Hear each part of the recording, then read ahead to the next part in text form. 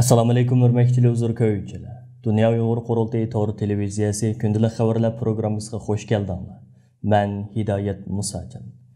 Aziz ko'ruvchilar, tuanda diqqatinglar bugungi xabarlar programmamizning tafsilotida bo'lsin.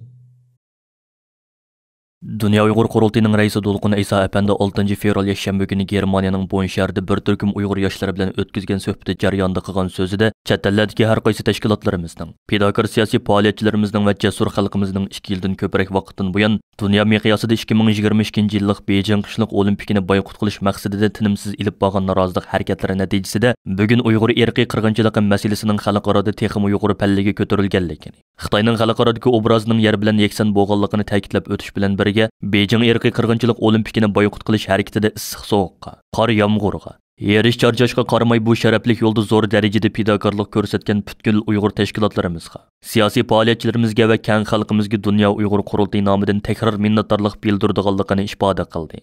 Shu kuni Germaniyaning Bonn, Dortmund, Düsseldorf qatorliq rayonlaridagi Uyg'ur yoshlari tarafidan qurib chiqilgan yoshlar mashrabiga Myunxen shahridan taklif bilan berib qatnashgan Dolqun İsa Efendi mundaq deb ko'rsatdi. Xalqaro Olimpik komitetining Xitoydan oladigan iqtisodiy manfaatlarga setilishi tufaylidan, garchi 2022-yillik qishliq olimpik yig'inining Xitoyda o'tkazilishini to'sib qolinmagan bo'lsaqmi, ammo Xitoy hokimiyati aslida bu qadimgi olimpik orqali yetmoqchi bo'lgan siyosiy va iqtisodiy maqsadlarga yetanmadi. Aksincha diplomatiya jihatdan og'ir mag'lubiyatga uchradi. Amerika, Angliya, Kanada, Avstraliya, Yangi Zelandiya, Litva, Belgiya, Avstriya, Yaponiya, Hindiston, Germaniya qatorliq ko'plagan davlatlarning 2022-yillik Beijing qishliq olimpik musobaqasini diplomatik boykot qilishi yoki turli sabablar bilan bu musobaqaga davlat rahbarlarini qatnashtirmasligi, shundoqla dunyoga tonilgan chet ellik ba'zi haqiqatparvar harakatchilarning, dаңlıq şəxslərinin, təsiri güclük dini və ommaviy təşkilatlarının mərdanlıq bilan o'ttirg'i chiqib, Xitoyning Uyg'urlar ustidan yurgizayotgan irqiy qirg'inchiligini qattiq ayblashi natijasida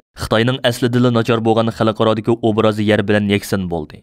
Uyg'ur irqiy qirg'inchiligi masalasi bugun dunyo matbuotlarining eng qiziq temalarining biriga aylandi. Navbatda Uyg'ur mustaqillik harakatining tarixiy bir burilish nuqtasiga qadam qo'yganligini, milliy ko'rishimizda zo'r qilishga tegishli ishlarning tog'dek to'linib yotganligini xotirlatib o'tgan Dolqun İsa Efendim, chet ellardagi butun Sharq Turkistonlik qarindoshlarimizning barliq ichki ixtilof, to'qinish, ziddiyat va adovatlarni bir chetga tashlab qo'yib, milliy manfaatlarimizni hammadan a'lo bilib, o'zaro birlik, ittifoqlik, hamkorlik va sevgini kuchaytirib, milliy mustaqillik ko'rishimizga texmo g'ayrat va jasorat bilan o'rtoq holda aktivlik bilan ishtirok qilishi lozimligini ta'kidlab o'tdi. Keyingi yillardan buyon har qaysi ellarda milliy harakatimizga aktivlik bilan qatnashayotgan fidokor va jangovar yoshlarimizning sonining uzluksiz ko'payayotganligidan zo'r darajada mamnun bo'lganligini ta'kidlab o'tgan Dolqun İsa Efendim, yoshlarimizning bo'lsa milliy mustaqillik ko'rishimizning varischilari va kelgusi tub kafolati ekanligini ifoda qildi.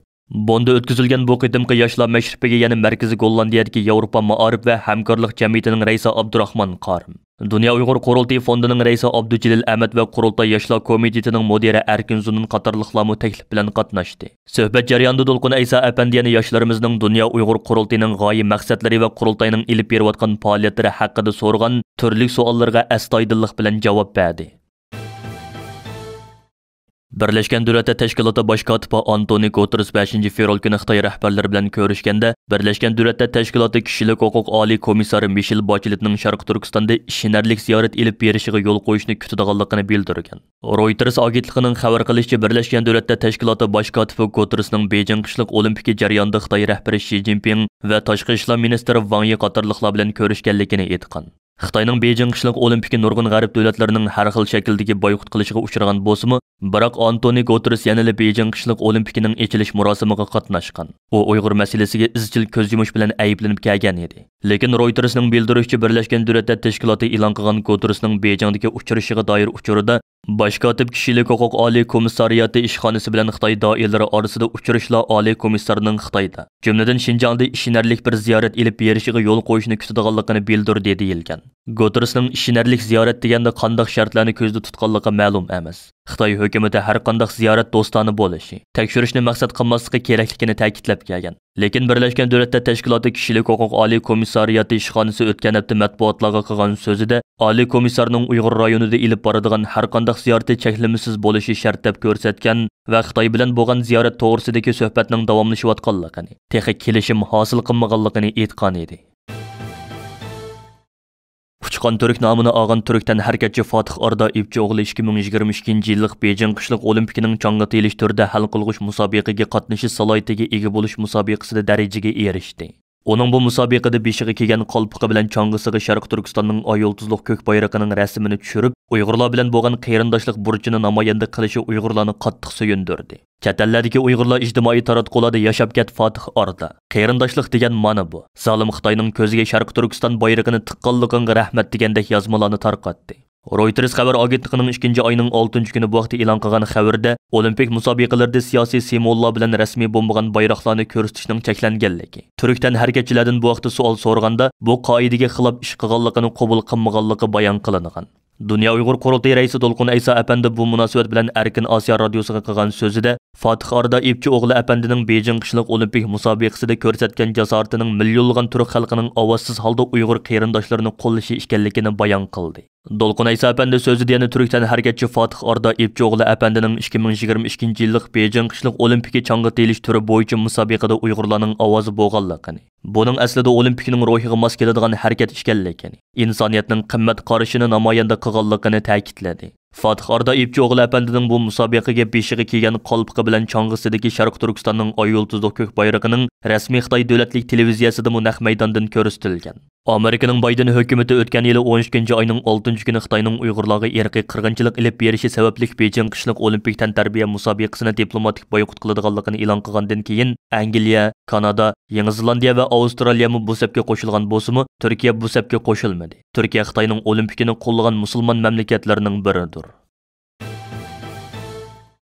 Dünya Uyghur Qurultayı Qanun Komitetining mudiri Mehmet To'xta Apandi riyosatchilik qilayotgan Kanadadagi Uyg'ur haqlarini qo'g'dash qurilishi tashkiloti yaqinda Kanada Federatsiya sud mahkamasiga arz sunib, sudning Uyg'ur irqiy qirg'inchiligini e'tirof qilishini talab qilgan.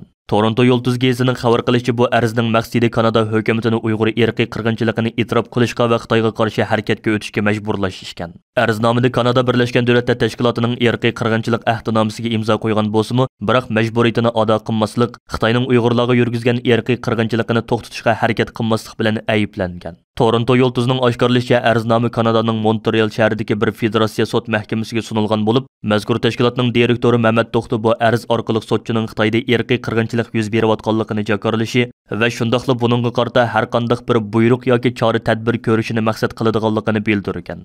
U Kanada hukumatining harakatga o'tish majburiyati borligi, lekin uning sukut qilish orqali Xitoy hukumatining irqiy qirg'inchilikni normallashtirishiga jimjit hassa qo'shayotganligini aytgan. Kanada Avam palatasi xalqaro tunji qitim Xitoyning Uyg'urlarga tutgan muomalasini irqiy qirg'inchilik deb e'tirof qilgan. Kanada hukumati Uyg'urlar masalasida Xitoyni qattiq ayblasa-mu, biroq u Xitoyning harakatini irqiy qirg'inchilik deb e'tirof qilish, uningga qarata chora tadbir qo'llanishdan o'zini qochirish bilan ayblanib kelgan. Toronto Yulduzning aytishicha Mehmet To'xta agar arzda utib chiqsa, buning Kanada hukumatiga nisbatan jiddiy ta'siri bo'ladiganligini aytgan. U bizning qonun sistemimizda irqiy qirg'inchilikning bir ismi bor. Sizning uni shu ism bilan otishingiz, agar hukumat unda qilmasa, biz federatsiya sudidan hukumatning xatoligini tuzatishni so'rashimiz kerak degan.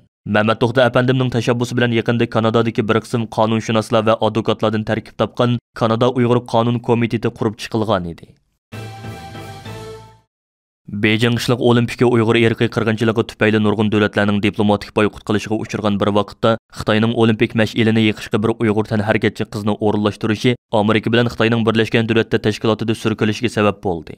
Amerikaning Birlashgan Davlatlar Tashkilotida turishliq bosh elchisi Linda Thomas Greenfield xonim Xitoyning bu harakatini Uyg'ur irqiy qirg'inchiligiga bo'lgan diqqatni burashga uringanlik deb tanqid qilgan. Xitoy Beijing qishliq Olimpikining 4-fevral Beijingdagi qush changisi tantarbiya maydonida o'tkazilgan ochilish marosimida maydonga mashal ko'tarib kirib, Olimpik o't qishini yiqishga bir Xitoy harakatchi qiz bilan Dilnigar Ilhanjon ismli bir Uyg'ur harakatchi qizni tanlagan. Nurg'un davlatlar Xitoyning Uyg'urlarga qarata sodir qilgan irqiy qirg'inchiligi tufayli Beijing qishliq Olimpikini har xil shakllarda boykot qilgan bir vaqtda Xitoyning bu o'rinlashtirishi xalqaro taratqularning qiziq temasiga aylangan edi. Bosh elchi Linda Thomas Greenfield 6-fevral yakshanba kuni Amerika Kabulli xabarlar to'g'ri CNNning riyosatchisi Jake Tapperning ziyoratini qabul qilganda mundaq degan. Xitoyning vaziyatiga qarata bizning maydonimiz nihoyatda aniq.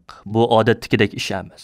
Biz u yerda irqiy qirg'inchilik bo'layotganligini bilamiz. Biz buni shundoq ataymiz. Prezidentmi shundoq ataydi. Biz Xitoyda insoniyatga qarshi jinoyat sodir bo'layotganligini aniq ifodalaymiz. Shu sababli uningga qatnashgan va shohid bo'lgan ko'rmanlarning u yerda bo'layotgan ishlar bizning biladiganligimizdan farqli emasligini to'nib yetishi muhim. Sizlar buni qonunlarida doim xabar qilib turdinglar. Boshqalarni xabar qildi. Bizga shu aniqki, biz Xitoyda hozirning o'zidagi mavjud andishalarni tilga ilishni davomlashtiramiz.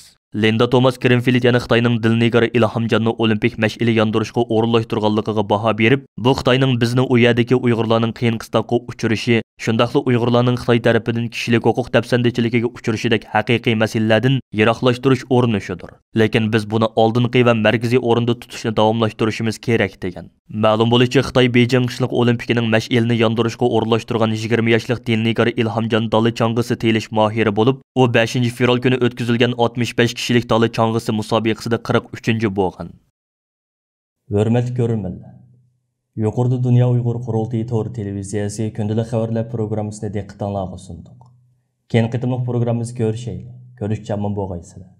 Xayr xo'sh.